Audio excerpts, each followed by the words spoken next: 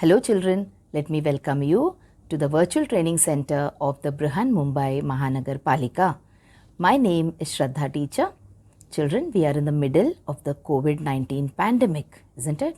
Because of that, we are not able to go to school, but that doesn't mean that we are going to stop learning. We are going to meet here regularly through the virtual training center to learn many lessons in EVS. So come on, let's go to a lesson in EVS. So children, I'm back with a lesson in standard 4th EVS 2. And in EVS 2, we're learning about the life and times of Shivaji Maharaj. Okay, and the name of the book itself is Shiva Chhatrapati. And today we are doing lesson number 18. And the name of the lesson is Management of the Welfare State of Swaraj. Okay, now children, this entire book that we have learned right from the first lesson up to the lesson that we are doing now, we have been learning about how Shivaji Maharaj was indeed a very, very great king. Okay, and why he's still considered as a great king and why he's still remembered with so much of love and respect by his people. All this we realized after studying so many lessons in this textbook. Now children, in this particular lesson, we saw how he managed Swaraj. That is, how did he manage the welfare state of Swaraj? Welfare state means what? Welfare state is a state where the people are happy. Okay, the people are satisfied, and it is a state where all the necessities of a person's life, that is food, clothing, shelter, all these basic necessities are met with. And the common people, the peasants, etc., they are not cheated. We also saw that there is a lot of justice in Swaraj, okay, or in a welfare state. So Swaraj was also a welfare state. It was a state where the people were very happy, the people were not cheated, there was enough justice. If someone did something wrong, then that person was punished. So all these, you can say, characteristics or all these qualities of a welfare state was also present in Shivaji Maharaj's Swaraj. Now, how did he make this Swaraj a welfare state? By proper management. Okay, and how he managed it is what we are learning in this particular lesson. So, the first half of the lesson that we saw last time, children, in the video, we saw how Shivaji Maharaj struggled against the Mughal powers, etc. Okay, and we also talked about how he took care of the environment and at the same time how he took very good care of the administration also. So today let us move on and do part 2 of this lesson, Management of the Welfare State of Swaraj.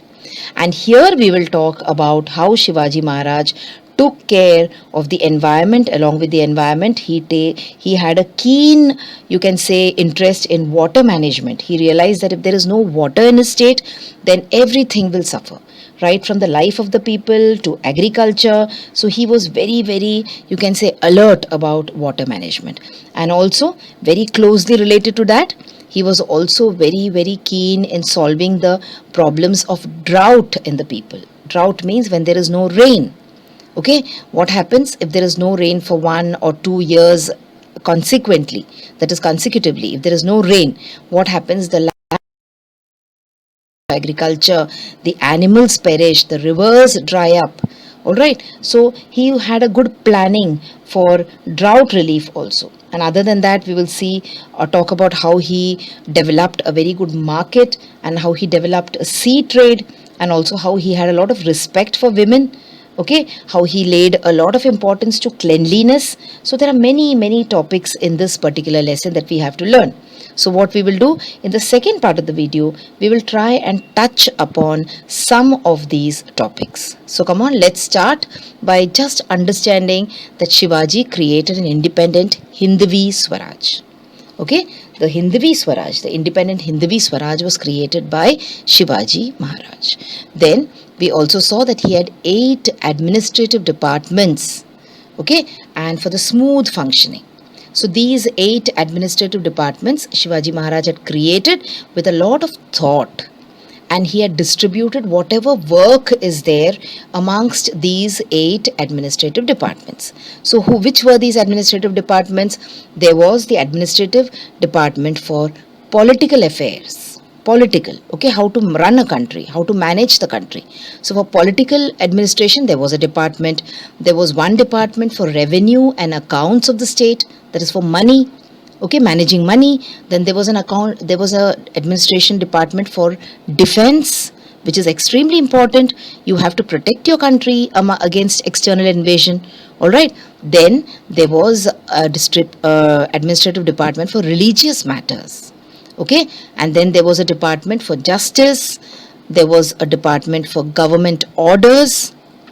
Okay, one more for correspondence, and finally there was a department for foreign relations. So these were the various administrative departments of Shivaji Maharaj.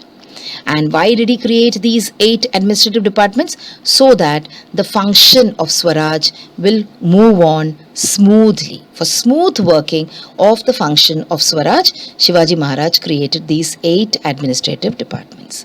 Okay, now let us talk about how Shivaji Maharaj was very, very keen on protection of environment. Environment means what? Whatever thing that you see around us is environment. Now, in today's times, children, we discussed that the 5th of June is celebrated as the World Environment Day in today's times. But see, hundreds of years earlier, Shivaji Maharaj had this very, very keen objective of preserving the environment. Okay, and there was a royal edict also for the protection and preservation of environment. That is, it is like a rule, it was like a law that you should protect your environment. And that royal edict, we discussed it last time, isn't it? Now, for protection of environment, why did he think so much? Because he realized that today if there are forests, tomorrow there will be rain. All right, you start cutting the forest, you start destroying the forest, what will happen? The wild animals will perish. Okay, there will be no rains, and when there is no rain, there will be drought. When there is drought, human life will perish. So that is the reason he was very, he discussed with his ministers, and he decided that environment protection should be a very, very important program of Swaraj. And he saw to it that the forest in his kingdom would never be destroyed by the people. In fact, he had issued an order that even fruit trees like mango, jackfruit or other trees, they should not be cut, because they do not grow in a couple of years. It takes a long time for such kind of trees to grow and bear fruit, and people also treat these trees like their own children. Okay, so see, he had such a foresight. That is, he had such a big vision. He had thought everything about the future. And he had realized that if the people of his country should be happy, the environment should be preserved. So this was how he had foresight, he had vision. Okay, so that is why he is celebrated, he is remembered even today. So now let's move on and let's talk about the next topic in this particular lesson. We will talk about water management. Now, water management is also very important. How is it important? Because if there is no water, there will be no agriculture. Water sustains life. All right, it is one of the basic needs of man. When we say food, clothing, shelter, food means what? We need water. Okay, you can survive without food for a few days, but if you don't get water, it becomes very difficult to live.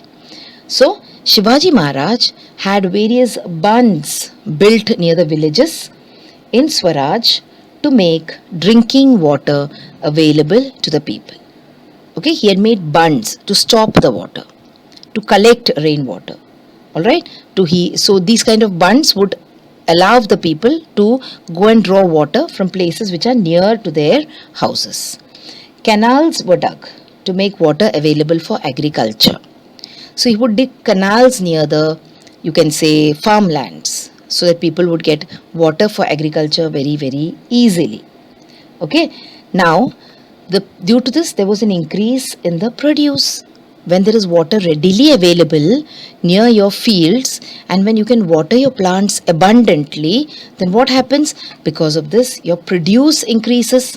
The grains that you get, the food grains that you get from the land that you have, the quantity of the food grain increases, the quality of the food grain increases. Okay, and people in Swaraj, they never felt the severity of droughts. So can you see, this is a drought kind situation where there is no rain. There has been no rain probably for the past few years, and the land, can you see how dry it has gone? And animals die because they don't get water to drink. But during the regime of Shivaji, there was no drought. Okay, or even if there were droughts, people did not realize that it was so severe because they had enough of water because of the water management plans made by Shivaji Maharaj. During the regime of Shivaji, many people used to live on forts. So the number of people living on forts was very, very large. Why? Because of various reasons. They used to be soldiers and their families used to live on forts. Okay, so there was a lot of people living on these forts which Shivaji Maharaj had built. Shivaji Maharaj took care so that these forts were preserved. Alright, and there would be enough water on these forts also. Now if you see this particular tank, okay, Shivaji Maharaj took care to make proper arrangements for water on the forts. Now let us just not look at this, what is written here, that is by mistake, it has been printed there. But Shivaji Maharaj took care to make arrangement for water on the fort. Can you see this? He's made such a big tank. Alright, and these tanks would hold lots and lots of water, so the people living on the forts would never lack water supply. Alright, now before building a fort also, what would Shivaji Maharaj do? He would inspect the area to see whether enough water was available there. So he would never build a fort in a place where there was no water available. Alright, and he would also see that in case the water is not present in large quantities, okay, in case it did not have water, then what would he do? He would make tanks and he would make reservoirs, that is huge places where water can be stored, so that before the onset of monsoon, all these arrangements would be properly made. Why? So that rainwater could be stored in them and used throughout the year. We have enough of rain in Maharashtra. Okay, in certain places of Maharashtra, there are places which have droughts also even today, where there is less rain. But majorly, if you look at Maharashtra, you will see that there is a lot of places where there is enough rain for people to survive. So in these places, imagine if you build such kind of reservoirs, if you build these kind of water tanks, etc., what will happen? There will be rainwater which will be caught in these water tanks, in these reservoirs, and they will be stored for future use. So all these arrangements were made on the forts. Okay, why? So that the people living on the forts would have a good and easy life. Now the water which was stored also was used very economically. See, the water which is stored, people used to make good use of this water. Due to such water management, people on the forts and other subjects in Swaraj, they did not suffer from shortage of water even during drought periods. That means, see, you may not have something in abundance, that is, you may not have a lot of something. But if you have a little, what should you do? You should preserve it, you should not waste it, and you should use it properly. Alright, so this is how Shivaji Maharaj managed water. This is how water management was done very aptly, very well by Shivaji Maharaj. Now can you see this picture? This picture is there in your textbook also. See, Shivaji Maharaj made arrangements for drinking water. Can you see people drawing water from the well there? There is a nice well there and people are drawing water from the well. And also he made good irrigation facilities, that is by making bunds and canals. Can you see the canal there? Okay, there's a small dam kind of thing and there's water coming out of the dam and there are lots of canals also. So these are the facilities which Shivaji Maharaj made for the people in Swaraj. And that is why the people in Swaraj were very happy, and that is why it was called as a welfare state. Okay, now do you know one thing? That the government has started a project called Jal Yukta Shivar to make Maharashtra a drought-free state. Now, like I told you just recently, in Maharashtra also, you have certain places where there is no rain in adequate amount. Okay, so sometimes a drought-like situation is created there. So the government has started this project which is called as the Jal Yukta Shivar to make Maharashtra a drought-free state. So when did this start? When did the Maharashtra government launch it? The Maharashtra government in India has launched a water conservation scheme named Jal Yukt Shivar Abhiyan to make Maharashtra a drought-free state by 2019. The program, what does it do? What does it want to do? In fact, it wants to aim, that is, it aims to make 5,000 villages free of water scarcity every year. So every year they will see to it that they are making 5,000 villages self-sufficient as far as water is concerned. Alright, so that project is called as the Jal Yukta Shivar Abhiyan. Okay, now let's move on and let's talk about a topic which is very, very closely related to drought. And that is what? That is to water. That is what? Drought relief. Now we saw that Shivaji Maharaj made tanks, he made reservoirs, etc. so that water can be preserved and used. But even then there were situations when there used to be no rain. Okay, for a long time. And how long will you use the water which you have stored? You can use it for 1 year. But what about that? After that, if there is still no rain, there used to be drought-like situations. Now in these situations, how did Shivaji Maharaj help the people living in his country?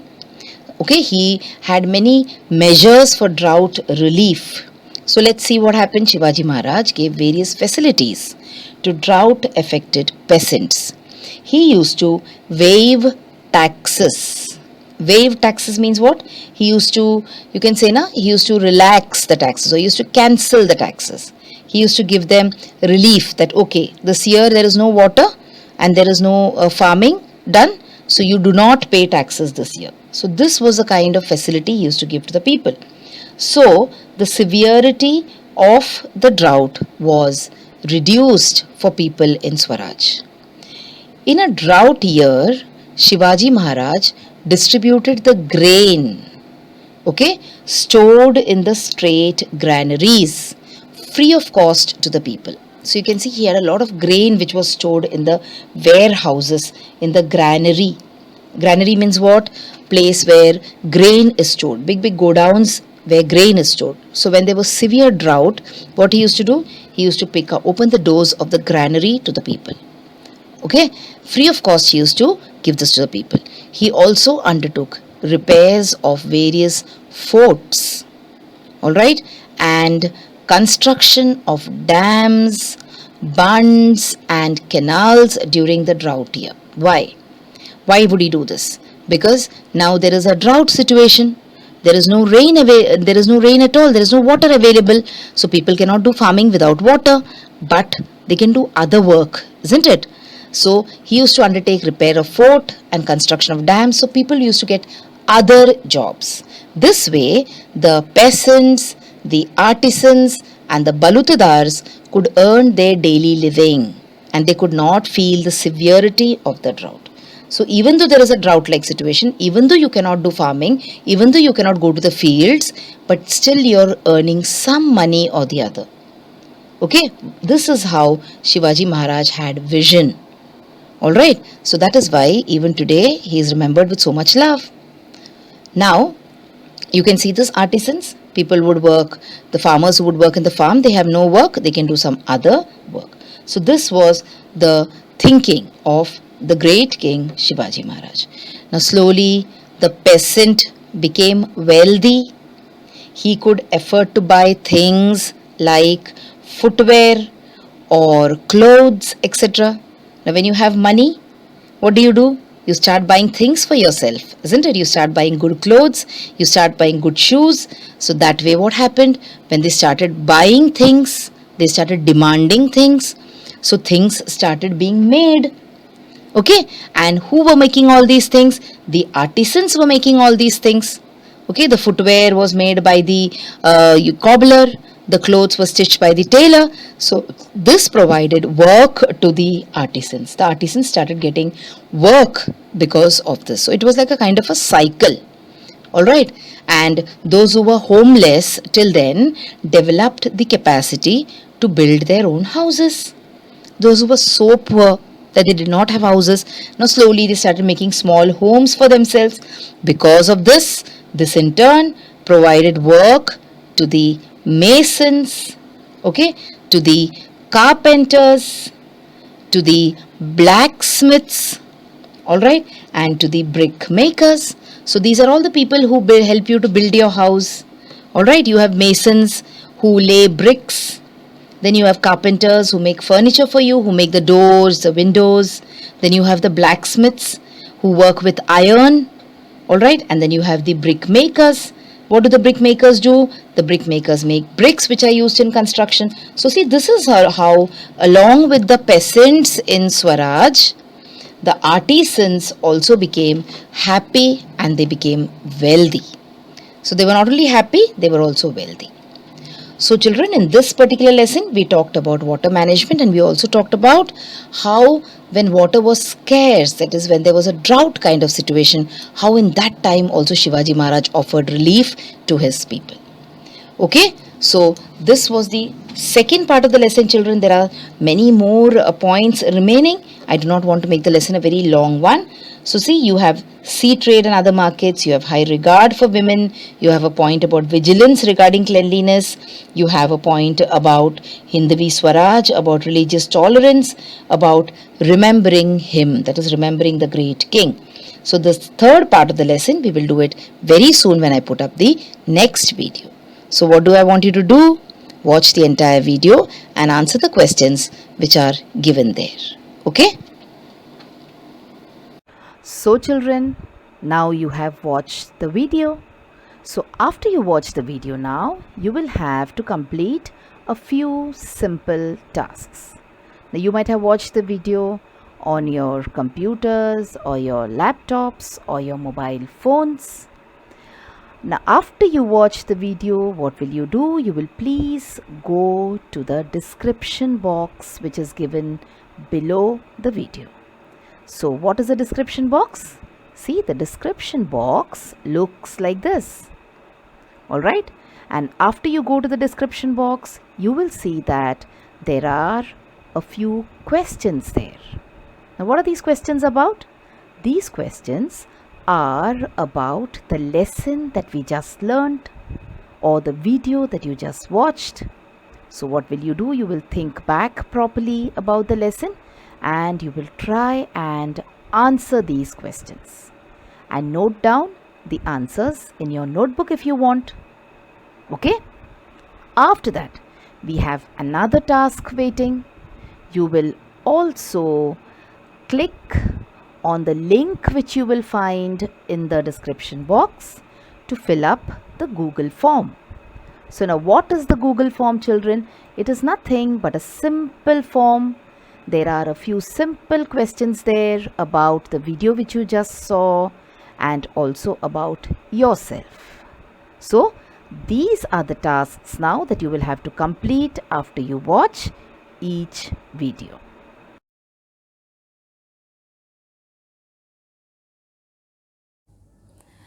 So children, wasn't that a very interesting lesson? I'm sure you learnt a lot of new things in this lesson. If you have liked this video, please hit the like button and also subscribe to my video so that you will get to see all the videos which I keep posting regularly.